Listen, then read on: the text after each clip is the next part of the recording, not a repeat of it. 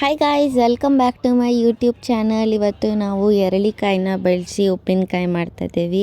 ಹೇಗೆ ಮನೆಯಲ್ಲಿ ಈಸಿಯಾಗಿ ಮಾಡೋದು ಅಂತ ನೋಡೋಣ ಬನ್ನಿ. ತುಂಬ ಚೆನ್ನಾಗಿರುತ್ತೆ.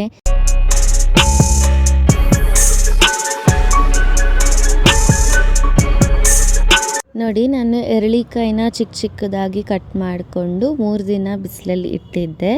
ಸೊ ಅದು ಹೀಗಾಗಿದೆ.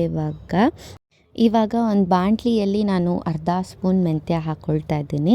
ಇದ್ರ ಜೊತೆಗೇ ನಾನು ಸಾಸಿವೆ ಹಾಕ್ಕೊಳ್ತೀನಿ. 1 ಸ್ಪೂನ್ ಸಾಸಿವೆ ಹಾಕ್ಕೊಳ್ಳೋಣ. ಆ ಸಾಸಿವೆ ಸೌಂಡು ಹೋಗೋವರೆಗೂ ಅದ್ರ ಜೊತೆಗೇ ನಾವು ಜೀರಿಗೆ ಹಾಕ್ಕೊಂಡು ಚೆನ್ನಾಗಿ ಹುರ್ಕೊಳ್ಬೇಕು. ಇದು ಚೆನ್ನಾಗಿ ಹುರ್ಕೊಂಡಾದ್ಮೇಲೆ ನಾವು ಇದನ್ನು ಪುಡಿ ಮಾಡ್ಕೊಳ್ಬೇಕು. ಇವಾಗ ತಿರ್ಗಾ ಸಪ್ರೇಟಾಗಿ ನಾವು ಇದಕ್ಕೆ ಖಾರ ಮೆಣಸಿನ್ಕಾಯಿ ಮತ್ತು ಗುಂಟೂರು ಮೆಣಸಿನ್ಕಾಯಿ ಹಾಕ್ಕೊಳ್ಳೋಣ. ಇದನ್ನು ಚೆನ್ನಾಗಿ ಹುರ್ಕೊಳ್ಬೇಕು. ಚೆನ್ನಾಗಿ ಹುರ್ಕೊಂಡಾದ್ಮೇಲೆ ಇದನ್ನು ನಾವು ಪುಡಿ ಮಾಡ್ಕೊಳ್ಬೇಕು. ಇವಾಗ ಒಗ್ಗರಣೆಗೆ ಎಣ್ಣೆ ಹಾಕ್ಕೊಂಡಿದ್ದೀನಿ. ಇದಕ್ಕೆ ನಾನು 1 ಸ್ಪೂನ್ ಸಾಸಿವೆ ಹಾಕ್ಕೊಳ್ತಾ ಇದ್ದೀನಿ. ಅದು ಸಿಡಿ ಅನ್ನೋದು ಸ್ಟಾಪ್ ಆದಮೇಲೆ ಅದಕ್ಕೆ ನಾವು ಕರಿಬೇವು ಹಾಕ್ಕೊಳ್ಬೇಕು. ಕರಿಬೇವು ಹಾಕ್ಕೊಂಡು ಚೆನ್ನಾಗಿ ಫ್ರೈ ಮಾಡ್ಕೊಳ್ಬೇಕು. ಇದ್ರ ಜೊತೆಗೆ ನಾವು ಬೆಳ್ಳುಳ್ಳಿದ್ದು ಚಿಪ್ಪೆ ತೆಗೆದ್ಬಿಟ್ಟು ಅದನ್ನು ಹಾಕ್ಕೊಳ್ಬೇಕು.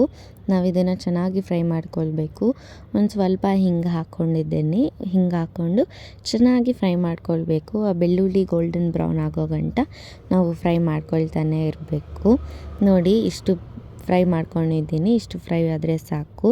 ಇವಾಗ ಇದಕ್ಕೆ ನಾವು ಮೆಣಸಿನ್ಕಾಯಿ ಹಾಕ್ಕೊಳ್ಳೋಣ. ಇದು ಹಸಿ ಮೆಣಸಿನ್ಕಾಯಿ.